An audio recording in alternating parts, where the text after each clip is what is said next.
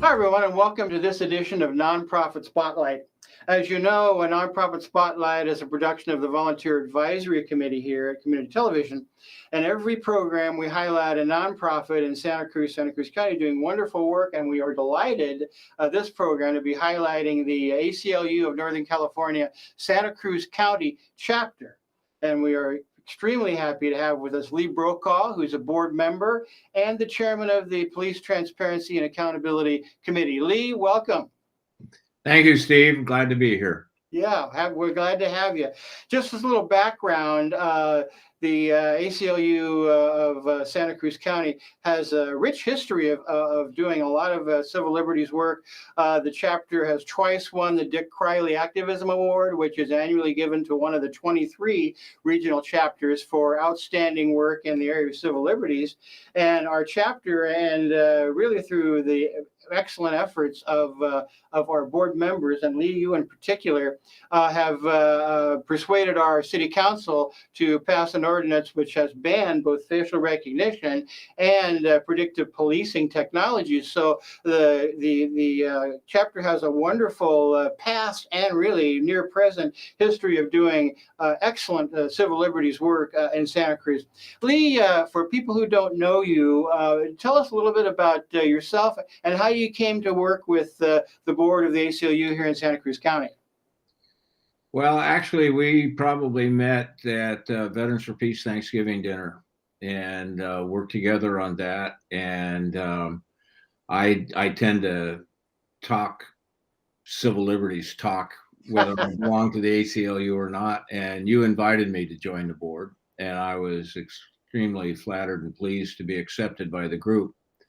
And I have a history that goes way back to Berkeley in the late 60s, early 70s of being an activist and actually being tear gassed from a helicopter with experimental tear gas, powdered tear gas that Ed Meese was dropping on students to see if it was good enough to be used in Vietnam.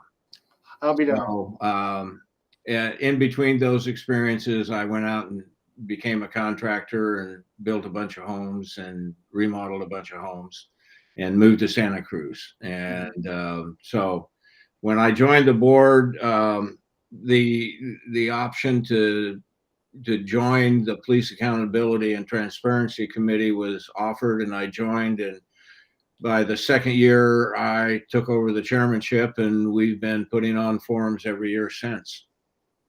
And really, some wonderful work. I was telling a little bit about the history, of course. You've done several different fora on these issues that have been extremely well attended, and they're really informative for the community. Right now, because police accountability and transparency is really one of our priority issues for the ACLU, you and your fellow committee members are working on yet another forum. In fact, we just had one recently that was kind of a step up into this next forum you're having. So tell us a little bit about the present work you're doing and what you think are your priorities in terms of the committee work that's about to be done. Okay, we've had two recent forums. The first one was on non-law enforcement response to 911 calls. Mm-hmm. And we had an advocate for the CAHOOTS program. Don't ask me what CAHOOTS stands for. I don't have it written down in front of me. But it's a non-law enforcement response to 911 that was 20 plus years old up in Eugene, Oregon. And they have worked cooperatively with the police department up there. And I think the last year we have statistics on them in Eugene, they answered something like 17,000 calls. I think they needed police backup 300 times. And they saved the city about $1.8 million. A CAHOOTS style program is in effect around the country in multiple cities, locally, Rohnert Park, Oakland has a variant, San Francisco has a variant, Huntington Beach has a variant. Everybody does their own way. The way it works is typically you have a Sprinter van or something like that that is outfitted for an EMT to be able to give first aid on site. Say somebody calls in to 911 and there's somebody sleeping or passed out on the sidewalk. That's not really a law enforcement issue, but the way things are handled today, it is a law enforcement issue, which means you get a fire engine dispatched, ambulance dispatched, and 1 or 2 or 3 police cars dispatched. And they wake the guy up and take him to the emergency room because they don't know what else to do. Our approach would be to have a crisis counselor with the EMT in the van, and they'd wake the person up and ask them if they're all right, offer them some coffee, help them sober up, take them to a sobering house, or if they were all right where they were, make sure that medically they're fit, and leave them alone. And move on to the next call. Yeah.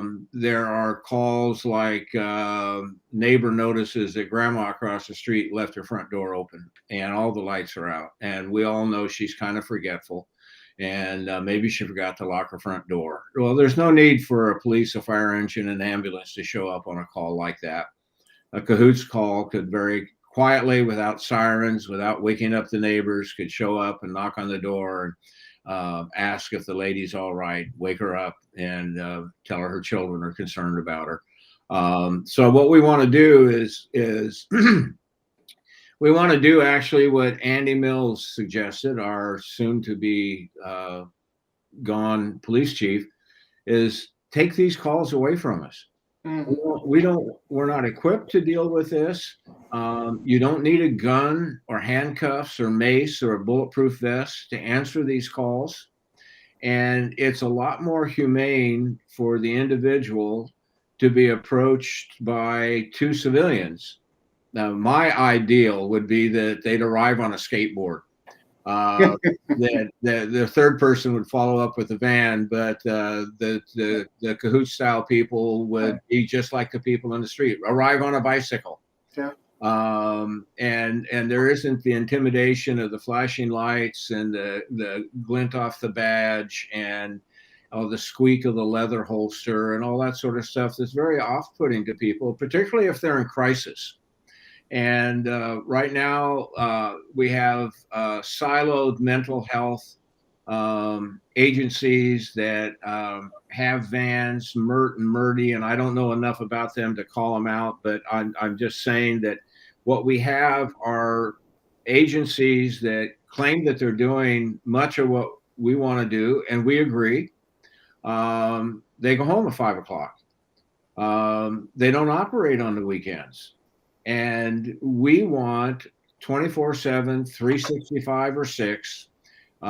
We want to be available to the community so that we can save the fire trucks for fires and save the ambulance for when you really have a car accident or something, or as in my case, when my pacemaker stopped and my heart stopped and I needed to have paramedics come to my house, and they saved my life, and I was very happy to have those guys show up. But it's interesting, Steve. I have a couple of strange projects that I do. One of them is on a yearly basis, I cut out letters to the editor in the Sentinel, and I add them up chronologically. And just this morning, I was cutting out May 1st, 2001, and a letter to the editor from me. Why can't the council find money for cahoots? There you go. Yeah, and, a prophet in his own time. Okay. The problem we have with the city council, amongst many, is that they are unwilling to even fund a study by Ben Adams Clymer, former member of the Coots team up in Eugene. He gave him a budget of $38,000 to put together an entire proposal.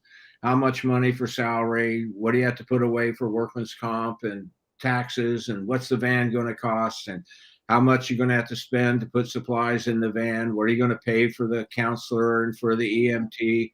And the council couldn't even find that amount of money, but they found money for all kinds of other things that weren't in the budget. But we couldn't get the first base with the council. And so we pivoted to the Board of Supervisors. This should be a countywide program. Well, you touched upon it. The CAHOOTS approach is a multi-agency approach. And so you need, police, fire, mental behavioral health. What has been, in your view, what's been the response of our local police, fire, mental behavioral health professionals in terms of really trying to push forward with a 911 alternative response such as CAHOOTS might provide?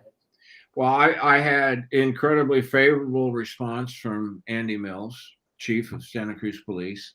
Terry McManus of Capitola retired before I had a chance to get down and talk to him, but I have talked to his replacement, and he is open to conversation. I don't get down to Watsonville much, and Chief Honda, whom I thought would be very favorable, and I'm told was favorable, but he's retired. So within the context of the police, we've got a lot of turmoil right now. Yeah, very fluid situation, absolutely. And very fluid. And in Santa Cruz, we got a fluid city manager situation. So the powers that can make decisions are not that approachable right now, because everybody's kind of going, well, wait till we get a city manager, wait till we get a new police chief. So we have taken to following a program that's called the Roadmap to Mental Health. And what the gentleman who produced that document suggests, and we met with him, is stop working with the decision makers and go to the community. And the community is totally in favor of having a hospital where you can go to when you have a heart attack or a broken leg. And I doubt that there's anybody in the community who would say, we don't want to fund a place for people to go who are having a mental health crisis. I think everybody is in favor of taking care of people's health needs, and mental health is the same kind of need as if you had diabetes or heart condition. It's just another condition of the human body. And right now, we're very short of beds for mental health. You ask about people in the mental health community. Carol Williamson, who's the president of NAMI, has been one of our members. Kirsten Caraway, president of the Monterey Bay Area Psych Association, is one of our members. And we have a lot of support from the mental health community through just those two individuals. We just recently met with Katrina Liesma, who teaches psychiatric nursing at Cabrillo College and prepares those students to go out into the real world. She's totally familiar with CAHOOTS, absolutely thrilled and excited to be on our committee. So we feel like within the professional community, we've got a lot of support. Yeah.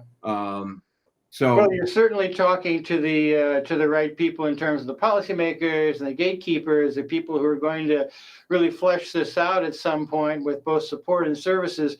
You said that the lack of response from City Council has prompted you to pivot a bit to the Board of Supervisors. Of course, you understand that Ryan Coonerty is retiring, so the Board of Supervisors, the composition of that is going to change a little bit at least. Yeah. What do you expect in terms of cooperation and response from the Board of Supervisors, either present or future? Well, we've pivoted away from them as well. We really ran up against a stone wall. We couldn't even.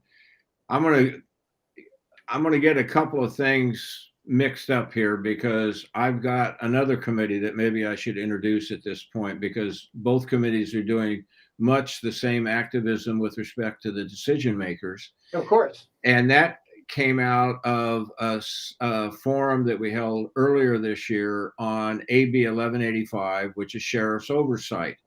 It's a law that was passed, signed into law. It's been on the books for a year.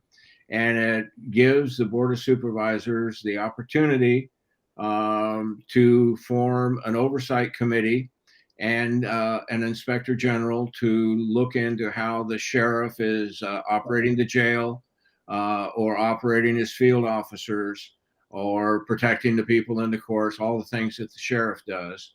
And we couldn't even get a study session from the Board of Supervisors. They weren't interested. Sheriff Hart is telling them that everything's okay, even though we have people dying in the jail, we have people having sex in the jail, we have overdoses in the jail. We went with that kind of list of things to the Board of Supervisors, and we couldn't get a hearing. We couldn't get on the agenda. And that group is looking to the community to build allies. We would like to, well, we don't want to do the heavy work of a ballot initiative countywide, but the mission is so important that law enforcement have outside civilian oversight. It's the obvious thing to do unless you're in law enforcement. Then it becomes optional or no, I don't need that. It's just for, I know you're about to say something. No, of course. No. As comparison, there's a lady in San Mateo County who has formed a committee who's doing much what we're doing. And I recently published with my little blast that I send out daily an article where the sheriff of San Mateo County said, end quote, "I don't really need this, but if the people want it, I will work with them." We don't have that spirit of cooperation in Santa Cruz County. And I know there's a lot of concern, not only in the community, but much discussion on our board about the current and past administration of the jail, the lack of oversight in terms of really having ombudsman or somebody to come in and take a look at the policies and procedures that really have resulted in jail deaths and overdoses and the things that really have made our jail system onerous in all its operation and respects. Yeah. The grand jury report on the jail had a quote that I'm not sure I'm going to get right, but something to the extent of, you can tell what kind of a civilization you have by looking at your jails. How, when you have somebody in custody, that there's a noun that goes with that. Who is the custodian? And if you are a custodian of a fellow citizen, be they innocent or guilty, they're still a citizen. And as a community, we are required morally to make sure that that person is not harmed while they are under our charge. Right. And I'm afraid that the attitude in America for a long time is, lock them up and throw away the key, and now my neighborhood is safe, I don't have to think about it. And I think that the ACLU and other types of people are concerned and feel like that there's more to be done than throw away the key. And as you and I both know, our local grand jury is mandated to publish two reports annually reviewing operations of the jail. And although it does highlight some abuses and some mismanagement, perhaps, of the jail system itself, it doesn't really provide a mechanism for any oversight, any real impact on how that jail is run, particularly by citizens who are concerned that their local jail may be acting in a way that doesn't reflect our community values. Well, I'm not an expert on civil grand juries, and nor am I even better equipped to talk about a criminal grand jury. But I have watched the grand jury's report on the way the city council was run during the recall. And I have read the grand jury with respect to the jail. And in both cases, the responsible authorities basically blew off the grand jury, gave almost a form letter response. Thank you very much. Go away.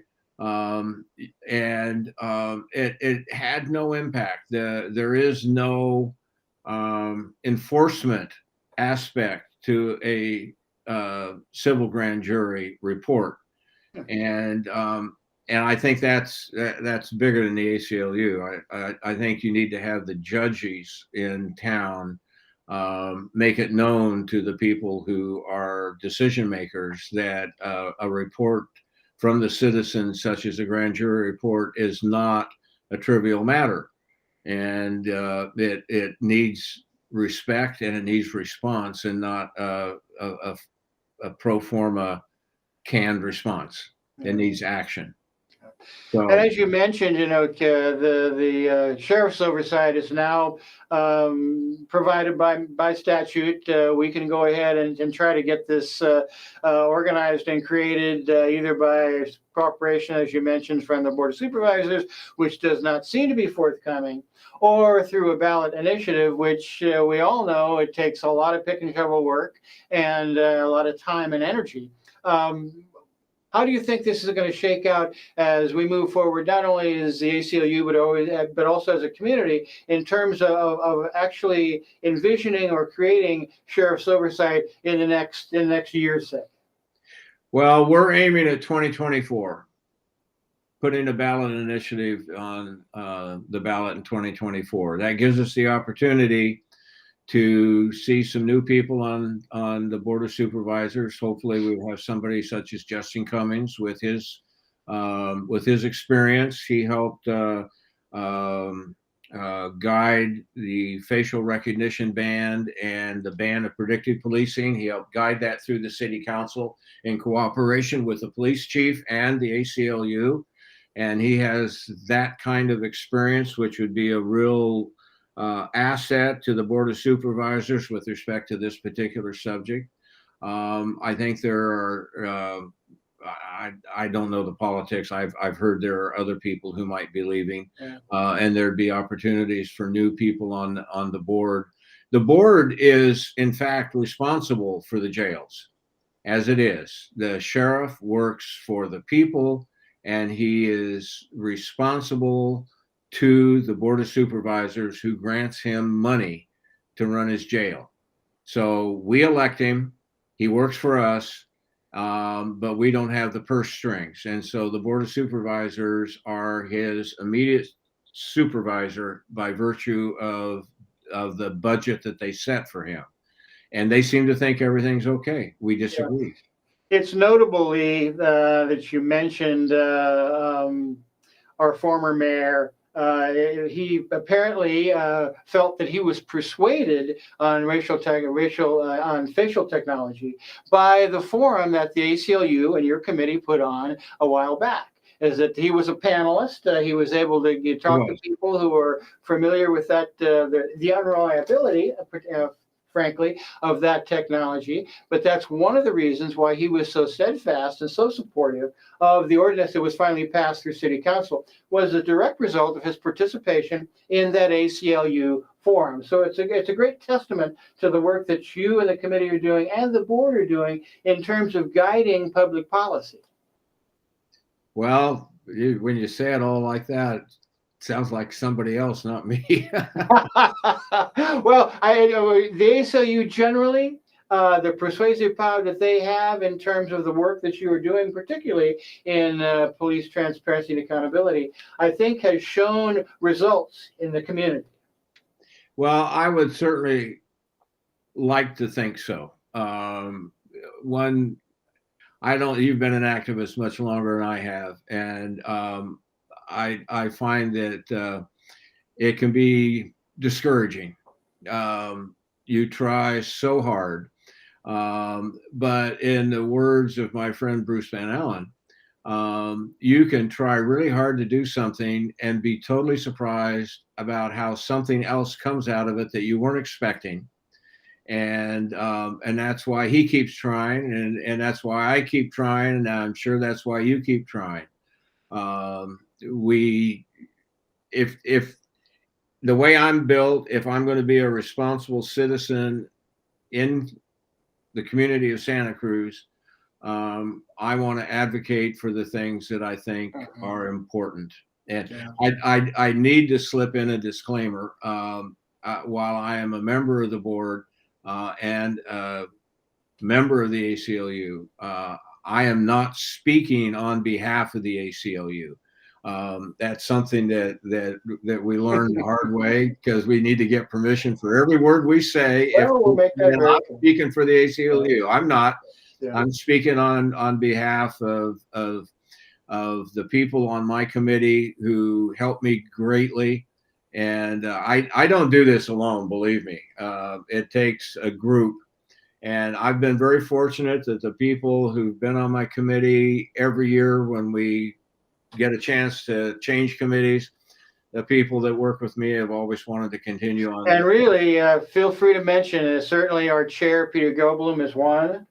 Yes, yeah. Peter Goldblum, board chair of the ACLU, is a member of my committee, and I always tell him that when the board chair is on your committee, it's not really yours. But he does take it.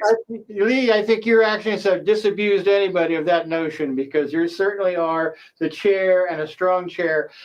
We have about 2 minutes left. Great to quote. Well, let me give a shout out. Let me give a shout out to Brenda Griffin, Please. president of the NAACP, and Keith Lazar, probably the most senior continuous member of the ACLU board going back decades. And we've had a couple of members who have moved on. That's the core. It's really a small group of people. Well, it was a wonderful quote from Bruce Van Allen, that sometimes your efforts don't yield the results that you thought they were going to, but they yield others that are just as valuable. How do you see the near-term efforts for a Kahoot-style program reaping some benefit within the next year? You're talking about 2024 for the Sheriff's Advisory Committee, but in terms of Kahoots, is there some small progress that you would gladly accept in the near term to validate your efforts? Well, we feel like it needs to be a county-wide organization. And that's a big lift, just like the Sheriff's Oversight. Both of them are county initiatives. But if we could persuade Santa Cruz City or Watsonville to do a citywide alternate response to 911 calls as a pilot program for a year, we would be most pleased to be able to demonstrate to the local community that it actually works. And by the way, the UC system has mandated that all UC campuses will have this program, and it very well may occur up at UCSC before any place else in our county. Well, thank you, Lee, for being here. Thanks to the ACLU of Northern California, Santa Cruz County Chapter, of which you're a board member and chair of the Police Accountability and Transparency Committee, for doing such great work. I'm glad that we got an opportunity for this show to highlight that, and that's really what Nonprofit Spotlight is all about. Lee, thanks so much for being here and for all your work. And I've been Steve Plach. Tune in next time for another program on Nonprofit Spotlight. We'll see you then.